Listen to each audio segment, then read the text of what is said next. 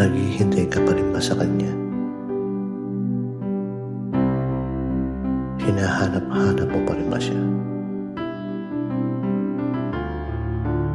Umaasa ka pa rin ba na babalik pa siya? Papaano kung hindi na? Papaano kung nagpupunta siya? Baka lalo mo lang pinahirapan ang sarili mo. Kahit alam mo, hindi na may babalik yung dating kayo.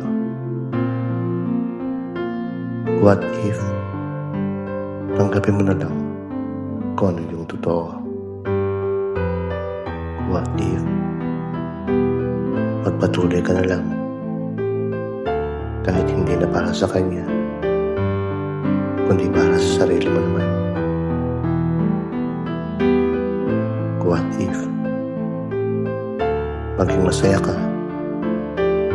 kung hindi na siya ang kasama mo?